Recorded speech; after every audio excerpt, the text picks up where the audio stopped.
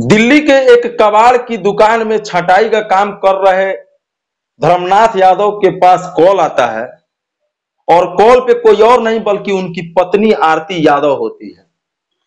और जब वो कॉल रिसीव करते हैं तो उनके पैरों तले जमीन खिसक जाती है। उनकी पत्नी कॉल पे बोलती है कि आज मैंने जहर खा लिया है, आज मैं जिंदा नहीं बचूंगी।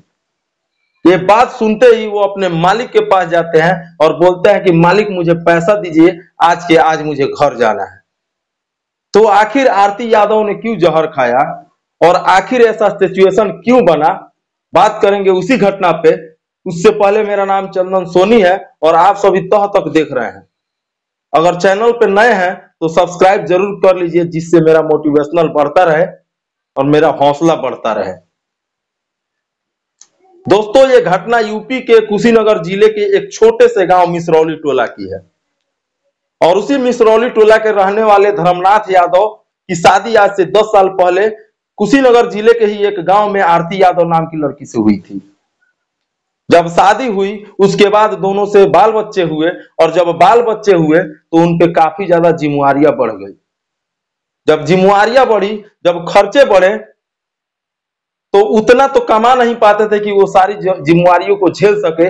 उसके बाद उनके गांव में उन्होंने देखा कि बहुत सारे जो लोग हैं वो लोन उठा रहे हैं, यानी किस्त पे पैसा ले रहे हैं, लोन उठा करके और किस्तों में पैसों को जमा कर रहे हैं। ये सोचकर धर्मनाथ यादव ने अपने ही गांव में एक छोटे से फाइनेंशियल बैंक, जो कि स्मॉल बैंक आजकल बहुत सारे मिल जाएंगे आपको गांव में, जो कि पैसे बांटते हैं और 15 से 20% का ब्याज लेकर के और जो है उनको महीनों में या हफ्तों में या 15-15 दिनों पे वसूलते हैं। जब उन्होंने लोन उठाया उसके बाद अगर आपके पास पैसा बढ़ता है तो आपके पास खर्च भी बढ़ता है। खर्च ऐसा बढ़ा कि एक दो नहीं बल्कि धर्मनाथ यादव ने 4 लोन उठा लिया। सोचा कि चलो किस्तों में ही तो भरना है, आज कमाऊंगा 5-6 दिन कमाऊंगा, उसके बाद उसको मैं भर दूंगा। लेकिन जब 4 लोन हो गए तो धर्मनाथ यादव के बस की बाहर की बात होने लगी। उसके बाद वो अपने पत्नी से बोलते हैं कि मैं यहाँ पे काम कर रहा हूँ गांव में, इससे हम लोगों का लोन नहीं चुकता हो रहा है, तो अब बताओ मैं क्या करूं। उनकी पत्नी जो आरती यादव होती है बोलती है कि एक काम कीजिए, आप किसी बड़े शहर में जाइए और वहां पे कोई काम कीजिए जिससे कि हमारा लोन का पैसा जो है चुकता हो सके। ये सोचकर वो दिल्ली के लिए अपना रुख करते हैं और जब दिल्ली जाते हैं तो उनके कबाड़ के दुकान में उनको एक काम मिलता है ना। जब वो दिल्ली जाते हैं तो कबाड़ के दुकान में उनको एक काम मिलता है, उनमें कबाड़ छटाई। जब वो दिल्ली जाते हैं तो कबाड़ के छटाई का काम उनको मिलता है, उसमें महज 500 रुपए के प्रतिदिन पे उनको रख लिया जाता है, यानी कि महीने का 15,000 रुपया होता है। और उसी 15,000 में उनको खाना पीना रहना, उसके अलावे घर पे पैसा भेजना, उसके अलावे घर पे खर्च, बच्चों का खर्च और उसके अलावा किस्त का पैसा। ये इतना टेंशन हो जाता है कि धर्मनाथ यादव 24-24 घंटे तक छटाई करते हैं, कभी कभी रात को सो नहीं पाते हैं। फिर भी पैसा उन पे और जो है टेंशन बढ़ता जाता है। किस्त चुकता होता है तो पैसे, बच्चों का स्कूल का फीस नहीं जमा हो पाता है, स्कूल का फीस जमा होता है तो फिर घर में राशन की कमी हो जाती है। ये सब टेंशन इतना बढ़ जाता है और बीवी इधर घर पे रहती है तो किस्त वाले आते हैं तो बीवी को जो है बुरा भला बोलते हैं। ये सारी बातें चलती रहती हैं। कुछ दिन चलने के बाद जो है एक दिन उनकी पत्नी का कॉल आता है कि आज किस्त वाले दरवाजे पे बैठे हुए हैं, आप पैसा भेजिए। धर्मनाथ यादव बोलते हैं कि आज मैं 1 बजे तक तुम्हारे पास पैसा डाल दूंगा, मेरे मालिक कहीं गए हुए हैं, वो आते हैं मैं पैसा लेकर डाल दूंगा। उनकी पत्नी आरती यादव 1 बजे तक इंतजार करती है। जब 1 बजे फिर वो कॉल करती है तो वो बोलते हैं कि मालिक अभी तक नहीं आए हैं, थोड़ा देर और बोलो रुकने के लिए, उसके बाद हम पैसा भेजते हैं तुम्हारे पास। इधर किस्त वालों को समझाती है तो वो बोलते हैं कि नहीं, आज के आज आपको पैसा देना ही पड़ेगा, मैं बिना पैसे लिए हुए यहाँ आपके दरवाजे से नहीं जाऊंगा। जब 1 बजे तक पैसा नहीं आता है तो आरती यादव काफी ज्यादा सोचती है और सोचते सोचते ये सोचने लगती है कि कहीं हो सकता है कि अगर मैं इस दुनिया में ही ना रहूं तो शायद ये किस्त तो मेरे ही नाम पे है, फिर किस्त देने का झंझट ही खत्म हो जाएगा। ये सोचकर वो बाजार की तरफ अपना रुख करती है और बाजार जाके जहर का पुड़िया खरीद करके और वो जहर खा लेती है।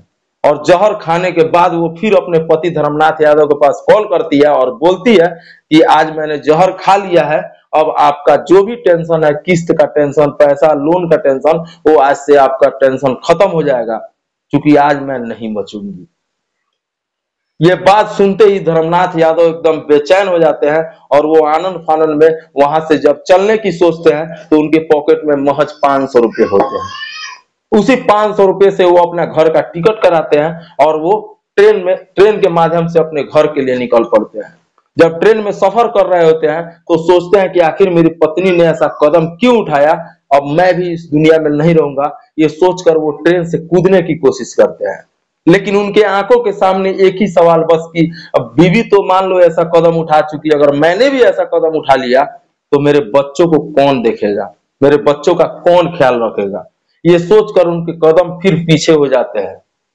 जब वो अपने घर जाते हैं तो दरवाजे पे पहुंचते हैं तो किस्त वाले अभी भी दरवाजे पे बैठे हुए हैं और बीवी की मृत्यु हो चुकी होती है। फिर जब वो किस्त वालों के पास जाते हैं तो काफी गुस्से में बोलते हैं कि आप लोग की वजह से मेरी पत्नी मर गई, आप लोगों ने इतना टॉर्चर किया कि मेरी पत्नी ने जो है जहर खाने में मजबूर हो गई।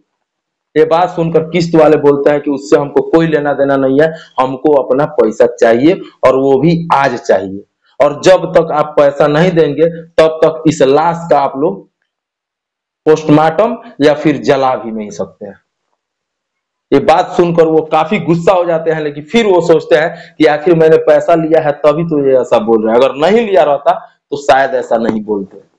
उसके बाद वो अपने गांव में किसी से पैसा उधारी पे लेते हैं और उधारी लेकर के किस्त वालों को पैसा देते हैं। उसके बाद किस्त वाले उनके दरवाजा छोड़ते हैं। तो कहीं ना कहीं आरती यादव का मौत का जिम्मेवार कौन है? ये वही किस्त का पैसा, वही लोन का पैसा है जो कि वो चुकाने में असमर्थ थे। उसके बाद वो अपने पत्नी का अंतिम दाह संस्कार करते हैं, लेकिन ये तो घटना सामने आ गई तो मैं आप सबों के सामने रख रहा हूं, लेकिन पता नहीं कितने ऐसे धर्मनाथ यादव जैसे लोग जो होंगे वो रोज अपनी पत्नियों को खोते होंगे। पता नहीं कितनी ऐसी पत्नियां होगी जो कि हार्ट अटैक से मरती होगी या फांसी लगा लेती होंगी या जहर खा लेती होंगी। चूंकि पैसे का टेंशन एक ऐसा टेंशन है, और ये किस्त वाले जब दरवाजे पे आते हैं तो ये किसी की नहीं सुनते हैं, ये सिर्फ अपनी सुनते हैं। और इसमें सबसे बड़ा जो एजेंडा है इन लोगों का वो है कि गांव में जो सबसे बोलने वाली महिलाएं होती है उनको ये लोग टारगेट करते हैं और उनके माध्यम से ये लोग समूह को बनाते हैं और उसी समूह के माध्यम से ये लोग अपना किस्त का पैसा वसूलते हैं। अगर किस्त वाले आपके दरवाजे पे जाए या ना जाए, लेकिन आपकी गांव की जो महिला रहेगी, जो मुख्य महिला रहेगी, वो जरूर आपके दरवाजे पे पहुंच के ऐसा ऐसा बोलेगी कि क्या हुआ, पैसा काहे नहीं जमा कर रही है। और वो महिलाएं सोचती है कि बैंक मेरा है, मेरे बाप का है, लेकिन ऐसा कुछ नहीं है। बैंक तो सिर्फ वो अपना स्थापित करने के लिए, अपना नाम बड़ा करने के लिए ये सब खेल खेल रहा है।